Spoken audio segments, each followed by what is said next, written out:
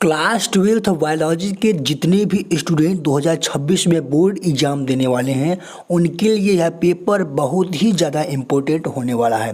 प्यारे बच्चों, इस वीडियो में हम सब एक ऐसे पेपर का डिस्कशन करेंगे जो आपको कम से कम 45 से 50 नंबर दिला सकता है। प्यारे बच्चों, इसमें के जो क्वेश्चन है वो सीधे आपके बोर्ड एग्ज़ाम में क्या होते हैं दिखने वाले हैं। 2026 की बोर्ड एग्ज़ाम में इस पेपर का सारे क्वेश्चन बहुत ही ज़्यादा इम्पोर्टेंट हैं जो कि आप सभी के बोर्ड एग्जाम में डायरेक्ट उतर जाएंगे। तो प्यारे बच्चों, चलिए वीडियो को स्टार्ट करते हैं। यदि आप सभी इस चैनल पर नए हैं तो चैनल को सब्सक्राइब करके रखिएगा ताकि बोर्ड एग्जाम तक यह चैनल आप सभी को बहुत ही ज़्यादा हेल्प करने वाला है। तो चलिए वीडियो को करते हैं स्टार्ट। प्यारे बच्चों, जैसा कि आप सब यहाँ पर देख रहे हैं कि क्लास 12th का जो बायोलॉजी का पेपर है उसका वो जीव विज्ञान का पेपर है। तो कोड है 348 DH, कोड को याद रखिएगा। इसके बाद प्यारे बच्चों, यहाँ पर क्या होता है, पेपर में आप सभी को अपना अनुक्रमांक दर्ज करना होगा। यहाँ पर आपको अपना नाम दर्ज करना होगा।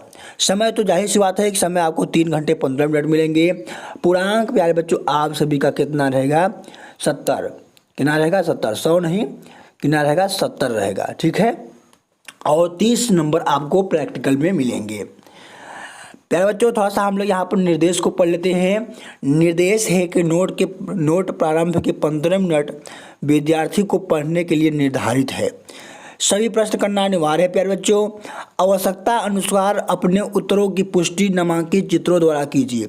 मतलब प्यारे बच्चों, जिस क्वेश्चंस में आप सभी को लग रहा है कि इसको हमें डायग्राम की मदद से समझाना चाहिए, डायग्राम की मदद से लिखना चाहिए, उसमें आप लोग छोटा सा एक डायग्राम बना दीजिए। यहाँ पर बोर्ड कह रहा है। फिर कह रहा है प्रत्येक प्रश्न के निर्धारित जो अंक है उसके सामने अंकित किए गए हैं। ठीक है, आइए हम लोग फटाफट से क्वेश्चन को हल करते हैं, पेपर को पूरा हल करते हैं। इसके बाद प्यारे बच्चों, यहाँ पर है बहुविकल्पी प्रश्न आपको यहाँ पर दिया जाएगा।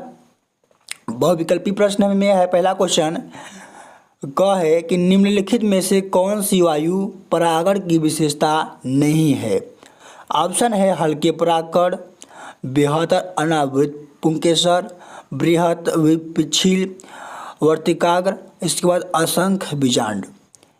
तो प्यारे बच्चों, यहाँ पर देखिए इसका जो राइट आंसर है प्यारे बच्चों, इसका क्या हो जाएगा, इसका जो राइट आंसर है प्यारे बच्चों वो क्या है, यहाँ पर क्या हो जाएगा कि बृहत एवं पिछिल वर्तिकाग्र, इसका जो हो जाएगा क्या हो जाएगा, ये राइट आंसर हो जाएगा। ठीक है, अगला क्वेश्चन है प्यारे बच्चों, यहाँ पर दूसरा है यहाँ पर कि दात्र कोशिका अरक्तता यानी सिकल सेल एनीमिया में ग्लूटेमिक अम्ल के निम्नलिखित में से किस एमिनो अम्ल के प्रतिस्थापन में से होता है। यानी किस एमिनो अम्ल के प्रतिस्थापन से दात्र कोशिका अरक्तता होता है। तो प्यारे बच्चों, इसका जो राइट आंसर है वो किसके द्वारा होता है, वायलिन अम्ल के द्वारा क्या होता है। प्यारे बच्चों, हम लोगों को क्या होता है, एमिनो अम्ल के विस्थापन होता है जिससे हम लोग का क्या होता है, दांत कोशिका अरक्तता रोग हो जाता है मानव में।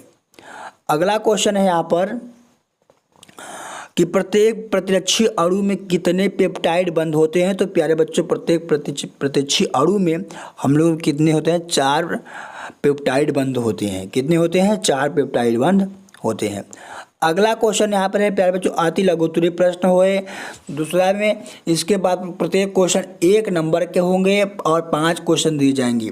1 नंबर का क्वेश्चन है बच्चों, इसका जो आंसर है आप सबको 1 से 2 लाइन में या फिर 1.5 लाइन में देना होगा, बहुत ज़्यादा नहीं लिखना है। ठीक है, तो क्वेश्चन है कि BT20 किस जीवाणु से प्राप्त होता है। तो जो BT20 है प्यारे बच्चों वो बैसिलस थ्यूरिएंजेसिस नामक जीवाणु के से प्राप्त होता है। जो BT20 है वो किस जीवाणु से प्राप्त होता है, तो बैसिलस थ्यूरिएंजेसिस के द्वारा प्राप्त होता है। ठीक है, ये क्वेश्चन ऑब्जेक्टिव में भी आ सकते हैं और लिखने के लिए भी आ सकते हैं। 1 से 2 लाइन में इसका आंसर आप सभी को देना होगा। अगला क्वेश्चन है यहाँ पर किसी एक लिंग संलग्न रोग का नाम लिखिए। तो हीमोफीलिया या वर्णता, हीमोफीलिया या वर्णता ये क्या है पर जो एक लिंग संलग्न रोग है। ठीक है, यहाँ पर अगला क्वेश्चन है अगला क्वेश्चन है प्यारे बच्चों यहाँ पर कि क्लाइनफेल्टर सिंड्रोम में गुणसूत्रों की संख्या कितनी होती है। तो प्यारे बच्चों क्लाइनफेल्टर सिंड्रोम में गुणसूत्रों की संख्या 44 प्लस XXY यानी 44 और यहाँ पर प्लस 3 कितना होगा 47, कितना होती है 47 गुणसूत्रों की संख्या होती है क्लाइनफेल्टर सिंड्रोम में। प्यारे बच्चों अगला यहाँ पर क्वेश्चन है कि उस शैवाल का नाम लिखिए जिसका उपयोग एक कोशिकीय प्रोटीन के उत्पादन में किया जाता है। तो स्पाइरुलिना या क्रोलेरा, ठीक है। ये इसमें इन जीवाणु का उपयोग हम लोग क्या करते हैं, पहले शैवाल का नाम, इस शैवाल का हम लोग उपयोग करते हैं एक कोशिकीय प्रोटीन बनाने में उपयोग करते हैं। अगला क्वेश्चन है यहाँ पर कि अनिषेक जनन क्या है। इसका आंसर आप सभी को एक लाइन में देना है कि बिना निषेचन के अंडाणु से भ्रूण या फल का विकास होना अनिषेक फलन कहलाता है, ठीक है। आते हैं लघु उत्तरी फर्स्ट में। तो प्यारे बच्चों इसमें आपको दो नंबर के क्वेश्चन होंगे, 5 क्वेश्चन आप सभी को, पूरे 10 नंबर आप सभी को इसमें से मिलेंगे। प्यारे बच्चों ये जो क्वेश्चन है बहुत ही ज़्यादा इंपॉर्टेंट है। इसका PDF मैं बताऊंगा आप सभी को कहाँ मिलेगा। वीडियो को अंत तक देखते रहिए। वीडियो पसंद आए तो चैनल को सब्सक्राइब एंड वीडियो को लाइक जरूर कीजिए। प्यारे बच्चों अगला क्वेश्चन है कि निम्नलिखित प्रश्नों का संक्षिप्त उत्तर दीजिए। तो क्वेश्चन है यहाँ पर कि परिवार नियोजन की स्थायी विधियों का उल्लेख कीजिए। परिवार नियोजन की स्थायी विधियों का उल्लेख कीजिए। तो परिवार नियोजन की 2 स्थायी विधियाँ कौन कौन सी हैं। वसेक्टॉमी यानी पुरुष नसबंदी में पहला है कि इसमें क्या था, शुक्रवाहिनी, इसमें शुक्रवाहिनी को काट कर बांध दिया जाता है जिससे शुक्राणुओं का स्खलन रुक जाता है, ठीक है। दूसरा क्या है प्यारे बच्चों, ट्यूबेक्टॉमी, जिसे हम लोग महिला नसबंदी कहते हैं। इसमें अंडवाहिनी को काटकर बांध दिया जाता है जिससे अंडाणु का निषेचन रुक जाता है। इस तरीके से आपको 2 नंबर का क्वेश्चन है। इसी तरीके से बिल्कुल इतना ही आप सभी को अपने बोर्ड एग्जाम में लिखना है, बहुत ज़्यादा नहीं लिखना है वरना टाइम वेस्ट होगा और नंबर आप सभी को उतना ही मिलेगा। तो प्यारे जो 2 नंबर का क्वेश्चन है, 2 नंबर का क्वेश्चन कम से कम 2 से 4 से 5 लाइन में आप सभी को आंसर इसका देना है। अगला क्वेश्चन है प्यारे बच्चों यहाँ पर कि DNA फिंगरप्रिंटिंग के उपयोग लिखिए। DNA फिंगरप्रिंटिंग के उपयोग। तो उत्तर है प्यारे बच्चों DNA फिंगरप्रिंटिंग के उपयोग तो आपराधिक मामलों में गुप्ती सुलझाने में, जैसे बलात्कारों में, हत्याओं में, आदि के सजगंधों की पहचान करना, यानी जब बलात्कार होता है, हत्या हो जाता है तो हम लोग क्या करते हैं, DNA के माध्यम से प्यारे बच्चों हम लोग क्या करते हैं, उस अपराधी का पता लगाते हैं, ठीक है। फिर इसका उपयोग कहाँ किया जाता है, पितृत्व यानी मातृत्व विवाद को सुलझाने में, यानी माता और पिता को प्रूव करने में कि ये इन्हीं का बच्चा है, उनको हम लोग प्रूव करने में क्या करते हैं, DNA का उपयोग करते हैं। बच्चों के जैविक माता पिता की पहचान करना, व्यक्तिगत पहचान करना, दुर्घटनाओं या आपदाओं में शवों की पहचान करना, जब मृत्यु हो जाती है किसी की तो हम लोग उसके DNA के माध्यम से पता कर लेते हैं कि ये किसका लड़का है। तो इस तरीके से हम क्या करते हैं, DNA का उपयोग किया जाता है। अगला क्वेश्चन यहाँ पर प्यारे बच्चों सहोपकारिता का उदाहरण सहित समझाइए। सहोपकारिता को उदाहरण सहित समझाइए। तो प्यारे बच्चों सहोपकारिता 2 अलग अलग प्रजातियों के जीवों के बीच एक ऐसा पारस्परिक संबंध है जिसमें दोनों प्रजाति को लाभ होता है और कोई भी प्रजाति एक दूसरे के बिना जीवित नहीं रह सकती है। इसे हम लोग कहते हैं सहोपकारिता। जैसे प्यारे बच्चों उदाहरण है कि लाइकेन शैवाल और कवक के बीच सहोपकारिता को दर्शाता है। शैवाल कवक को भोजन प्रदान करता है और कवक शैवाल को आश्रय एवं जल प्रदान करता है।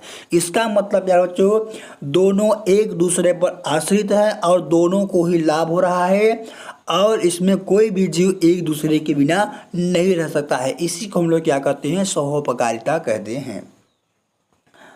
अगला क्वेश्चन यहाँ पर है प्यारे बच्चों, अगला क्वेश्चन यहाँ पर है कि बायोपायरेसी को परिभाषित कीजिए।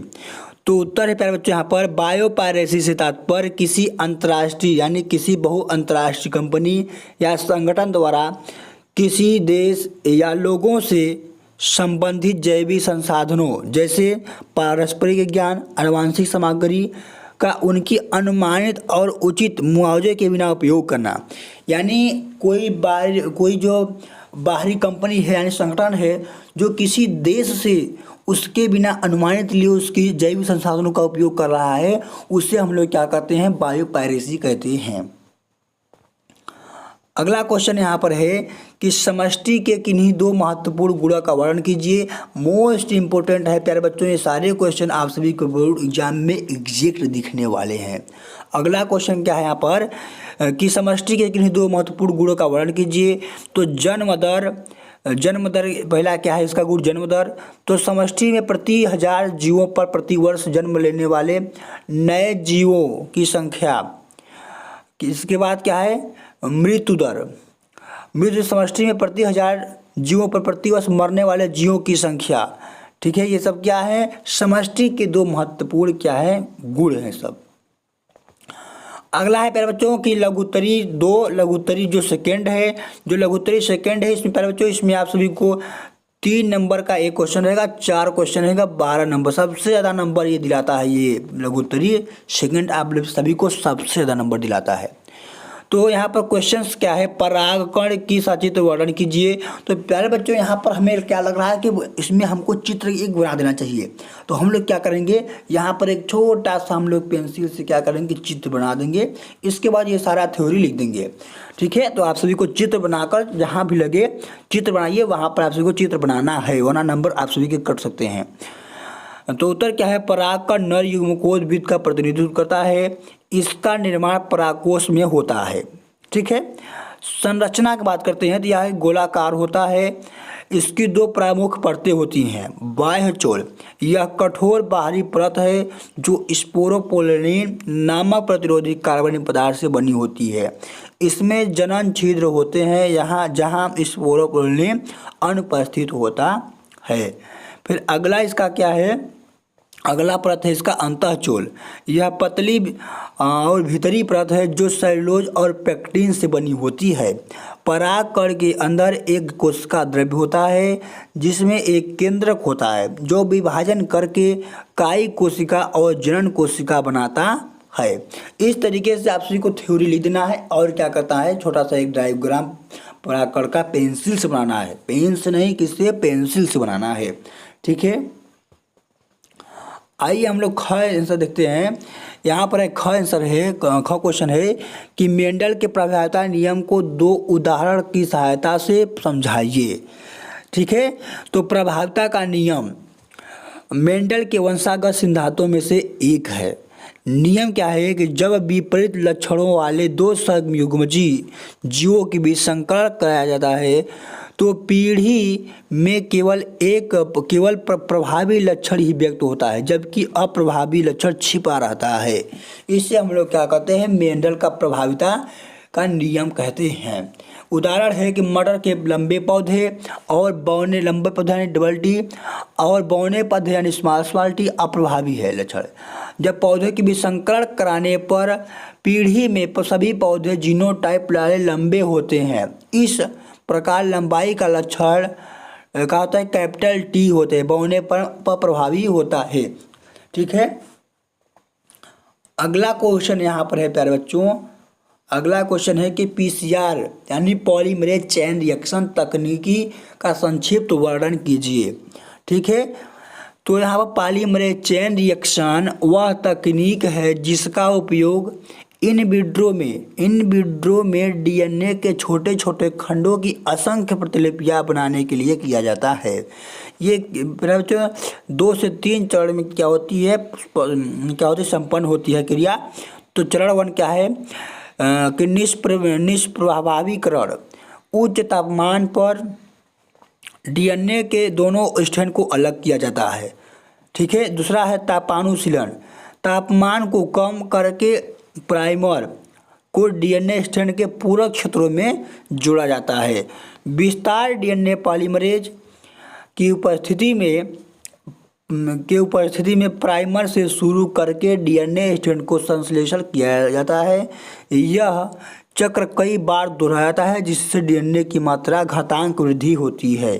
ठीक है, अगला यहाँ पर क्वेश्चन है कि सक्रिय और निष्क्रिय प्रतिरक्षा में अंतर स्पष्ट कीजिए। सारे क्वेश्चन बहुत ही ज़्यादा इंपॉर्टेंट हैं, इसको आप सभी को ध्यान से लिखना है। इसका पीडीएफ हम बता रहे हैं कहाँ मिलेगा आप सभी को, ठीक है। तो सक्रिय और निष्क्रिय प्रतिरक्षा में आप सभी को अंतर स्पष्ट करना है, तो लिखेंगे विशेषता, यानी सक्रिय प्रतिरक्षा और निष्क्रिय प्रतिरक्षा। लिखेंगे उत्पत्ति शरीर एवं प्रतिरक्षी का निर्माण करता है। प्रतिरक्षी बाहरी स्रोत से शरीर में दिए जाते हैं। समय कार्य करने में अधिक समय लेती है, और तुरंत कार्य करती है। मेमोरी इम्यूनोलॉजिकल मेमोरी विकसित होती है, कोई मेमोरी विकसित नहीं होती है, ठीक है। यानी प्यारे बच्चों कि जो सक्रिय प्रतिरक्षा है इनमें इम्यूनोलॉजी में विकसित होती है, और निष्क्रिय प्रतिरक्षा में कोई मेमोरी विकसित नहीं होती है, ठीक है। और अगला है उदाहरण इसका क्या है कि संक्रमण के बाद विकसित प्रतिरक्षा टीकाकरण, माँ के दूध, शिशु से प्राप्त प्रतिरक्षी, सिमरन इंजेक्शन क्या करता है प्रतिरक्षी के में आप सभी को लगाया जाता है, छोटे बच्चों को लगाया जाता है। अगला क्वेश्चन है यहाँ पर कि बाह्य स्थानीय संरक्षण पर टिप्पणी लिखिए। तो बाह्य स्थानीय संरक्षण एक ऐसी विधि है जिसमें संकटग्रस्त पादपों और जंतुओं को उनके प्राकृतिक आवास से बाहर संरक्षित और सुरक्षित स्थानों पर ले जाकर उनकी रक्षा की जाती है, उसे बाह्य स्थानीय संरक्षण कहा जाता है। उदाहरण जूलॉजिकल पार्क यानी चिड़ियाघर, जहां जंतुओं को कृत्रिम वातावरण में पाला जाता है। वनस्पति उद्यान, दूसरा जहां पादपों की विभिन्न प्रजातियों को उगाया जाता है, ठीक है। बीज बैंक, जीन बैंक, यहाँ पर क्या होता है आनुवांशिक बैंक, आनुवांशिक सामग्री को संरक्षित के लिए यह बनाया गया है। अगला क्वेश्चन है प्यारे बच्चों विस्तृत उत्तरीय प्रश्न, यह 5 नंबर का होता है। इसका आंसर आप सभी को लगभग 1.5 पेज में देना होता है, ठीक है। इसका आंसर आप सभी को 1.5 पेज में देना होता है। 5वां है क्या है कि निम्नलिखित में से किसी एक का उत्तर दीजिए, ठीक है। तो आनुवंशिक कूट क्या है और इसकी प्रमुख विशेषताओं का वर्णन कीजिए। तो इसको आप सभी को 1.5 पेज में लिखना होगा, डीएनए मतलब कि डायग्राम के साथ आप सभी को क्या करना होगा, पूरा इस क्वेश्चन इसका आंसर लिखना होगा। आनुवंशिक कूट क्या है, तो यह आरएनए पर स्थित नाइट्रोजन क्षारों का वह अनुक्रम है जो किसी प्रोटीन श्रृंखला में एमिनो अम्लों के क्रम को निर्धारित करता है। यह 3 क्षारों के समूह होता है जिसे कोडान कहते हैं। कोडान के रूप में यह कार्य करता है। तो विशेषताएं क्या है प्यारे बच्चों, त्रिक एक कोडान में 3 नाइट्रोजनी क्षार का बना होता है। असंदिग्ध मतलब एक कोडान केवल एक विशिष्ट एमिनो अम्ल को ही कोडित करता है। अधपतनशीलन एक एमिनो अम्ल को एक से अधिक कोडान द्वारा कोडित किया जाता है। अगला क्या है इसमें विशेषता कि सर्वव्यापी एक कोडान लगभग सभी जीवों में एक ही एमिनो अम्ल को क्या करता है, कोडित करता है। अगला यहाँ पर क्या है, अगला है कि अविराम एवं कामा रहित कोडान, ठीक है। तो कोडान एक दूसरे के बिना किसी विराम में लगातार पढ़ा जाता है, ठीक है। कोडान जो होता है बिना किसी जैसे ए डी सी डी ये सब क्या आते हैं कोडान होते हैं, ठीक है। अगला क्वेश्चन है यहाँ पर अथवा में है कि देखिए दो आप सभी, लेकिन आंसर आप सभी को एक ही का देना है, ठीक है। जो आप सभी को अच्छा लगे उसका आंसर आप सभी को देना है। तो यहाँ पर क्या है, मानव में मादा जनन तंत्र का सचित्र वर्णन कीजिए। आप सभी को चित्र बनाना है और इसके बाद इसका आंसर लिखना है। मादा जनन तंत्र में निम्नलिखित अंग शामिल हैं, जैसे अंडाशय। तो प्राथमिक जनन अंग है अंडाशय, प्राथमिक जनन अंग है जो अंडाणु और मादा हार्मोन यानी एस्ट्रोजन और प्रोजेस्टेरोन का निर्माण करता है। दूसरा क्या है, अंडवाहिनी यानी फैलोपियन ट्यूब। तो यह अंडाशय में गर्भाशय तक फैली होती है, यहीं पर निषेचन होता है। इसका अंतिम भाग कीपक कहलाता है, जिसमें झालर होते हैं जो अंडाणु को संग्रहण करते हैं यानी पकड़ने में कार्य करते हैं। अगला है गर्भाशय यानी यूट्रस। नाशपाती के आकार का एक खोखला अंग है जहां युग्मनज का आरोपण होता है और भ्रूण विकसित होता है। इसकी भीतरी परत एंडोथेलियम कहलाती है। गर्भाशय ग्रीवा अगला है। गर्भाशय का निचला संकरा भाग जो योनि में खुलता है, ठीक है। योनि में अगला है कि यह गर्भाशय ग्रीवा से शुरू होकर बाहर तक फैली होती है। यह मैथुन मार्ग और प्रसव मार्ग का कार्य करती है। अगला क्वेश्चन है यहाँ पर कि इसके बाद क्या है कि अपने अब ये क्या है यहाँ पर थोड़ा सा समझा रहा है बोर्ड। यहाँ पर क्या है कि अपनी बोर्ड परीक्षा की तैयारी के लिए इस मॉडल पेपर का अभ्यास कर सकते हैं प्यारे बच्चों। यह UP board biological model paper का हाल समझाता है। तो बहुत ही ज़्यादा यह पेपर है, बहुत ही ज़्यादा इम्पोर्टेंट यह पेपर है। इसका पीडीएफ आप सभी को मेरे टेलीग्राम चैनल पे मिल जाएगा। वहाँ से जाकर आप सभी इसको क्या करते हैं, इसका पीडीएफ डाउनलोड कर सकते हैं और अपने पेपर को हल कर सकते हैं और बोर्ड में क्या करते हैं, अच्छे मार्क्स गेन कर सकते हैं। तो प्यारे बच्चों, ऐसे ही वीडियो पाने के लिए, ऐसे ही हर सब्जेक्ट का पेपर पाने के लिए हमारे इस चैनल को सब्सक्राइब करके रखिए। अगली वीडियो में चलिए मिलते हैं।